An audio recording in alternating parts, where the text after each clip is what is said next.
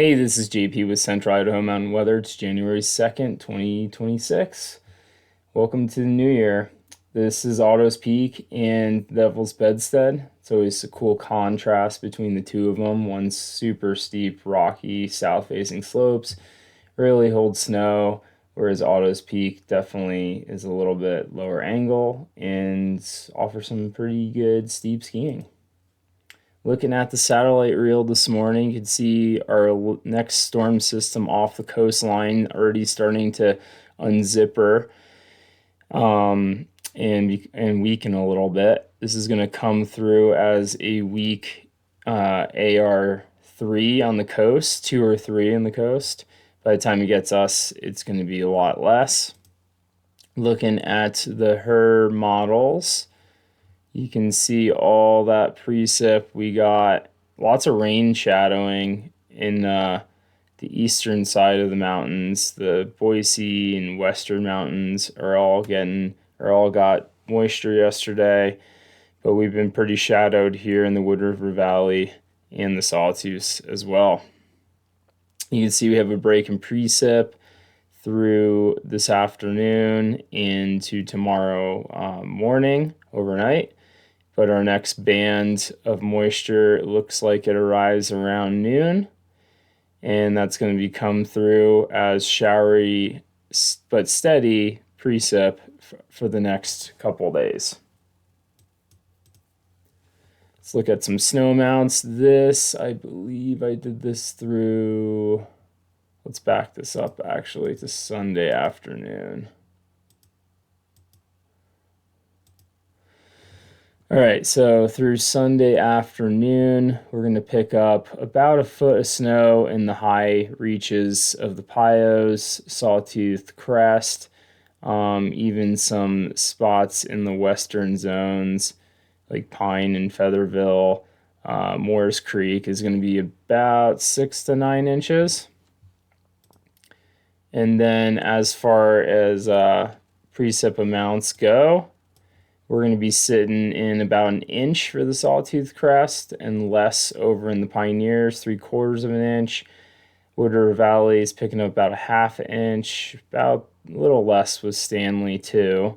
It's going to be coming through southwest flow, so it's going to be hitting the southwestern mountains and Wood River Valley a little bit harder than other spots. Looking at zoom in here.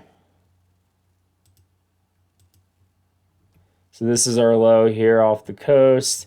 It's starting to come onshore on Saturday afternoon and give us that southwest flow, almost southwest flow, and that's going to continue Saturday night, really ramp up Sunday morning and continue through Monday, but it's going to kind of phase out. And Monday, there'll be a cold front that comes through and drops the temperatures down a little bit. And then we might have a little hit of moisture Wednesday before we get high and dry again. So looking at tomorrow afternoon, really not too much snow. It's going to hit mostly in the evening hours into Sunday with the greatest chance of precip.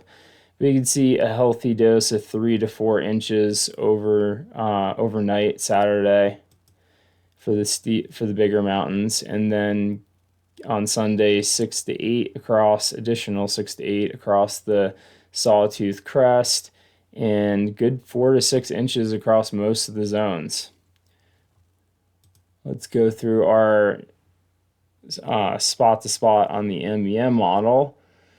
This is for down in Haley. Looks like we're going to get mostly rain through this storm system. Maybe, I mean, it was pretty surprising that the snow tried to hold on as long as it did yesterday. Even though we got about a trace. I haven't checked to see how much moisture was in that.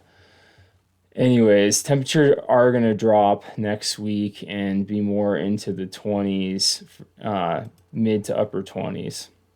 Looking up at Bench Lakes through the storm cycle leading into Monday, almost a 10% snow ratio there, so that's better. About 8 inches of snow, definitely more falling in the upper mountains. Titus is coming in a little bit higher, upper elevation, 13 inches.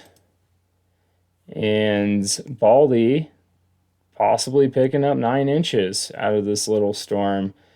So I think, if you don't mind some storm skiing, you're going to start out with a couple inches of snow on the ground Sunday morning, and then it's going to snow throughout Sunday. So that's probably going to be your best day if you want to go powder skiing on Baldy. Heinemann is going to also see some pretty good ratios, see upwards of a foot at the Snowtail site, so definitely a lot more as you go up in elevation. And to finish this off, our long-term forecast is looking pretty good for temperatures. They've changed these maps quite a bit. We're now near average for next week, and then below normal. Wow, I wonder what that's going to feel like for mid-January. We'll see if that actually happens. But with that, we're looking below average for snowfall. So we'll keep the snow coming for the next week or two before we get into that high pressure that is usually January. Not so much in the last couple years. And we'll see what we get from there.